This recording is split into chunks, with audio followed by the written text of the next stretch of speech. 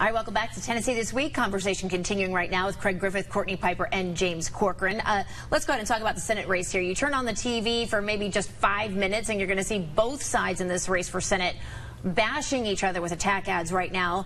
Phil Bredesen wants to link Marsha Blackburn to the swamp in D.C. and highlight her vote on opioids and the DEA. Blackburn has been saying that a driver license policy when Bredesen was governor lured in illegal immigrants. It's not just the candidates here either. PACs have aligned with the candidates, and they have their own slate of attacks out there. They have a lot of attack ads out there. Courtney, let's start with you. I've been hearing here at the station and when I'm out on the street, people are saying that this particular race has just gotten out of hand and they're sick of all of the negative ads. How do you feel about where this is going? Oh, it's completely out of hand. I mean, it's even more out of hand than our Republican primary for governor. And at this point, with ad after ad after ad, it's just noise. And it's hard for people to tell which attack is tied to which candidate because it is so much noise. I came home after being on the road for 2 weeks, and I probably had 7 flyers in my mailbox, in my mail. All of them were giant pictures of Phil Bredesen, but they were from the Marsha Blackburn campaign. I mean, there is just so much going on out there. Do you think the average viewer can distinguish what is going on and which ones are campaign ads and which one are PAC ads? I don't think the average viewer knows. No, the average viewer, the average voter cannot distinguish and probably doesn't distinguish between what's coming from a candidate and what's coming from a PAC. You've got to read the really tiny, tiny faint print that they put at the bottom of all of those mailers. And I think we are reaching a tipping point where it's very difficult for voters to discern which attack goes with which candidate. And that can be very dangerous, especially for Marsha Blackburn's strategy to win this, which is just to go negative on Phil Bredesen and not define what she's going to do as senator. James, do you think that the negativeness, and again, it's campaign-wide now, it didn't start out that way, but both camps seem to be doing this, but as Courtney just alluded to, Marsha Blackburn has been incredibly negative, including in all of the debates that have happened across the state.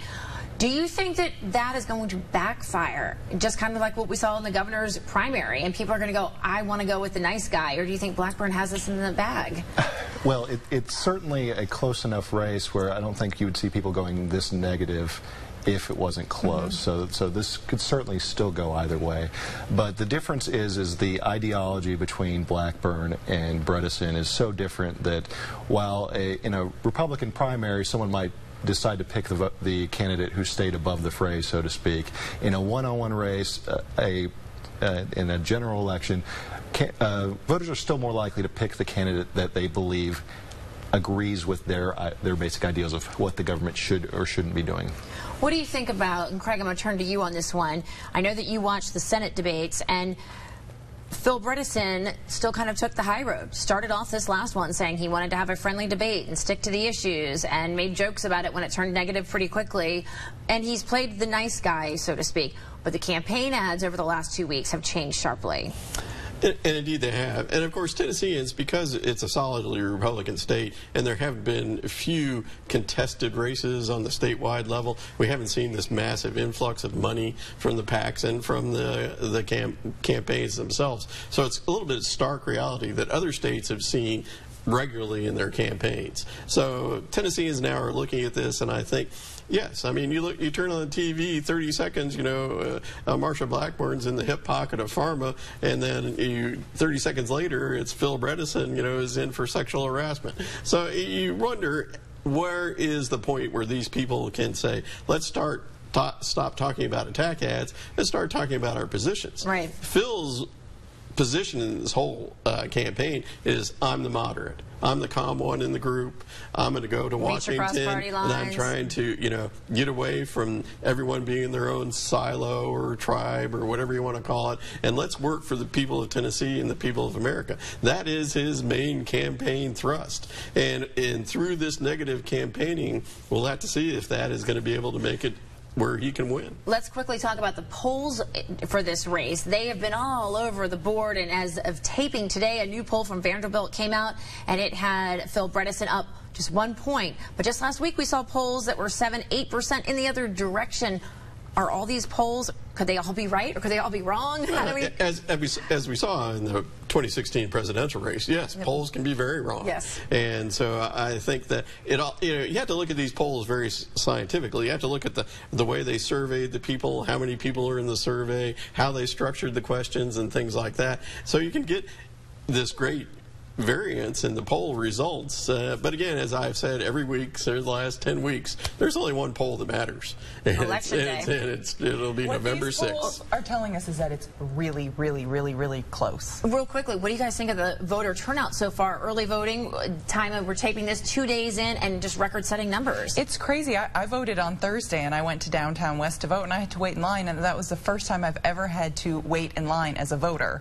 And that is an indication of how much interest there is in this election. I have no knowledge of it. In the primaries, they count the Democrats and Republicans that vote. I have no knowledge of this. But my gut feeling is Knox County is a very Republican county, that many of these people in this record turnout are Republicans, and that's going to turn to be good news for Marsha Blackburn. I don't know, Craig. I think it could be Democrats being energized to go vote. Because Republicans, I mean, they know to vote. They know they've got their candidate. So if we've got more people coming, it could be the Democrats that typically stay home. Well, there you have it. Either or. But the numbers are big across the state. Yeah, and it's a red state. Right. So. Big across the state. Right. How do you think this is going to impact the governor's race? You think it will also turn? If it's a heavy Republican turnout, it'll help Bill Lee. Well, yes, Craig, that would be an accurate statement. Why, thank you. people pay for advice like that. I'll keep that in mind. Let's talk real quickly. We've asked so many of the candidates about the political climate as a whole and where our country is going and the negative ads, and especially with all the Kavanaugh stuff, and we only have about 30 seconds here. Real quickly, do you think there's a candidate out there that could actually go to Washington and make the changes and kind of help level out, so to speak, where our country's going? Obviously not. Reagan would be a moderate in Washington today. Yeah. So I think that we've gotten into these individual silos, and it's going to take a leader or a crisis of some sort to move people out of the silos. Courtney? I've got to agree with Craig here. This is a really tall order, and I think it's going to take a crisis before anything gets better in Washington. James, real quickly? I just think with social media right now, we're talking more to people we wouldn't ordinarily talk with, and I think we're not that much different than we always have been. All right. We appreciate your insights. Thank you so much. If you'd like to watch this show again, you can find it on our website, WATE.com. Enjoy the rest of your weekend.